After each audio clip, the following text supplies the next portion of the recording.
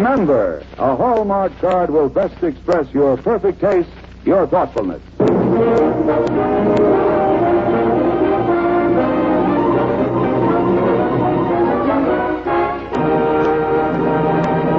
The makers of Hallmark greeting cards bring you a story of intrigue and danger. The true story of a young American agent at Casablanca, starring the young American actor Robert Mitchum.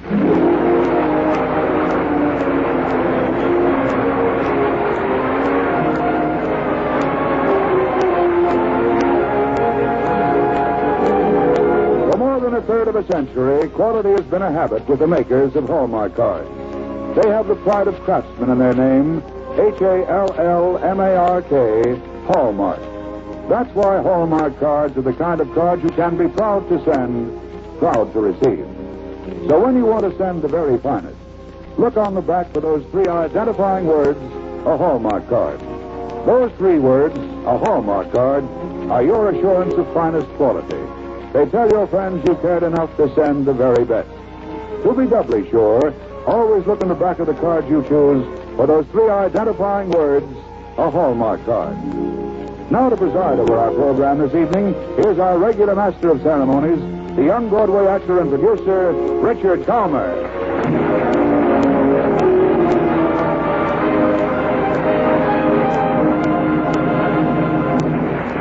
Thank you, Tom Shirley, and good evening, ladies and gentlemen. Tonight, the makers of Hallmark greeting cards bring you one of Hollywood's busiest young actors, Robert Mitchum. You've seen him in the story of G.I. Joe, Till the End of Time, and Undercurrent, and now you're going to hear him in a very different kind of drama. Welcome to Reader's Digest Radio Edition, Bob. Thank you, Dick. I'm mighty glad to be here. And you know you're right about tonight's play. It is different.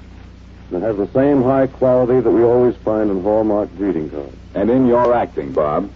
Yes, tonight's story from Reader's Digest is one of the strangest stories of high intrigue and desperation to come out of the war.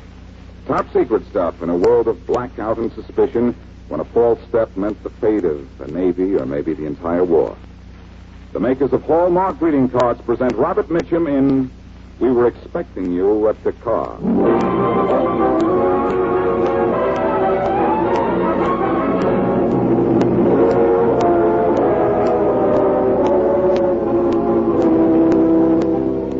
Pitch-black night in November 1942, the Allied fleet moved silently and swiftly toward Casablanca to open the second front in North Africa. On board one of the battle wagons, two young officers whispered together. Quiet, huh? Yes, awfully quiet. Apparently the Germans don't expect us. No.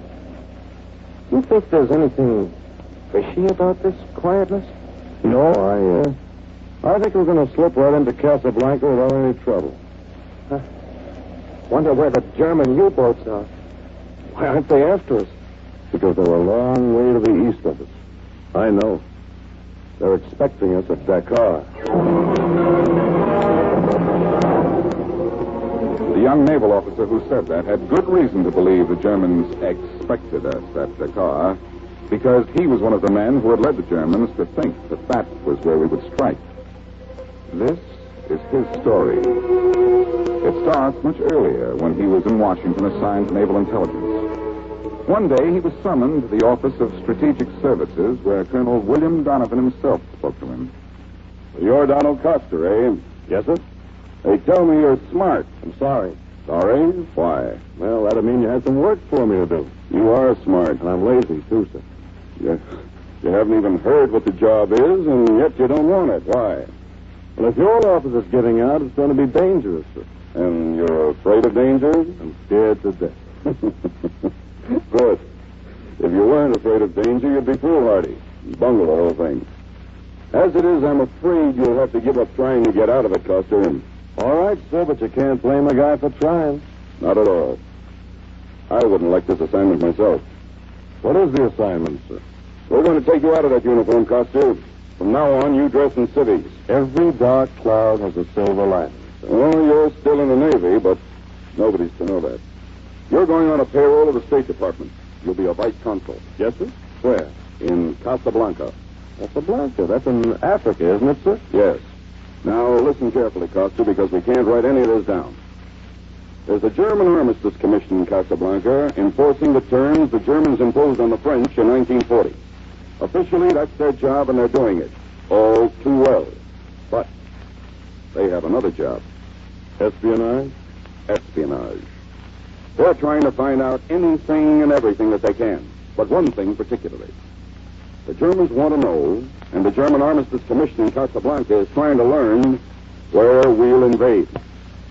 And I'm to try to keep them from finding out. No, Custer. You're to help them find out. The wrong place. Ooh. Yes. Your job is to make the Germans think we'll invade at Dakar. Dakar. Right, sir. How do I go about it? That's entirely up to you, Custer. Well, that sounds like a large order. It is a large order. Now we'll start by getting the German intelligence to accept the fact that there's a man named Custer in the State Department. You'll be assigned to England first. You'll show up at diplomatic dinner parties, all that sort of thing, until we think it's time to send you to Casablanca. And from then on, I'm on my own. That's right. Any questions? No, sir, I've got it straight. Well, there is one question. What is it? If the Germans find out that I'm just kidding them, then what? Then? Well, one thing certainly, and one thing possibly. Certainly they'll kill you. And possibly we'll lose the war.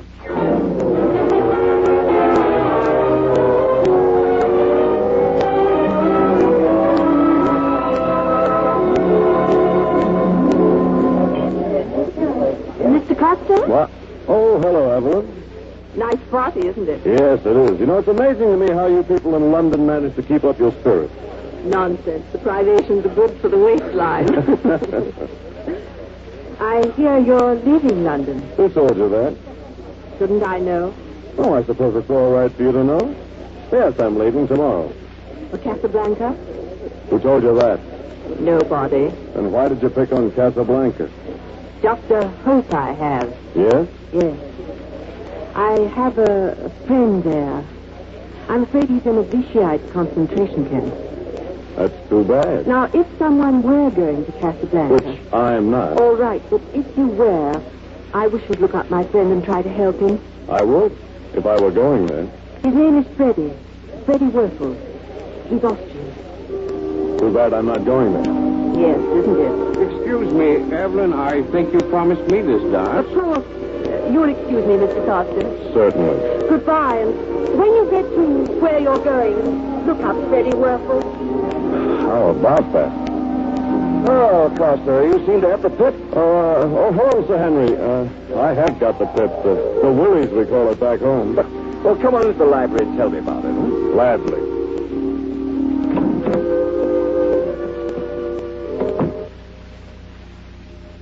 Sit down. Cigar? No, thanks. Look, Sir Henry, that girl... Evelyn? Yes, she knows I'm going to Casablanca. Oh, I wouldn't let that worry you, Costa. You see, she's one of us. She's in British intelligence? Yes. That slip of a girl? So don't worry, Costa. I'm greatly relieved. Doubtless. Now, there's one thing I think you ought to know before you get to Casablanca. What is it? You've got to watch out for General Theodor Auer. General Theodor Auer. He's chief of the German Armistice Division. He's the man you're going to have to fool. And he's ruthless, sinister, and intelligent. Be careful of him, Costa. Oh, yeah, I'll be careful. Say, Sir Henry... Yes? That girl, Evelyn, she told me to look up a fellow named Freddie Werfel. Well, I'd look him up by all means. But the most important thing is, be careful of General Auer.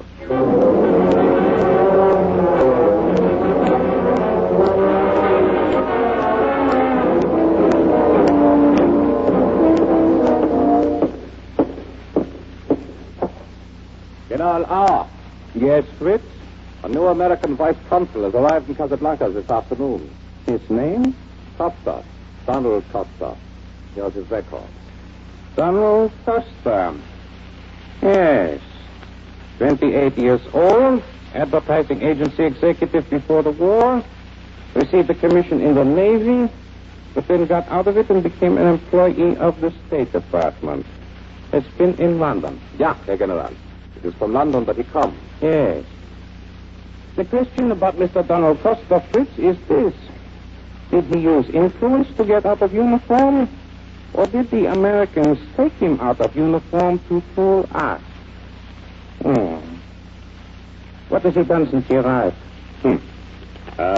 Went from the airport to the Grand Hotel. Stayed there 1 hour. Made one phone call to the American Embassy. Took a taxi to the embassy. Stayed there only half an hour. Went back to the hotel. Nothing suspicious? Just one thing here, General. When he called the embassy, he asked if anyone there knew a man named Freddy Werfel. Did they know a man named Freddy Werfel? No, Herr General. Do we know a man named Freddy Werfel? Ja, Herr General.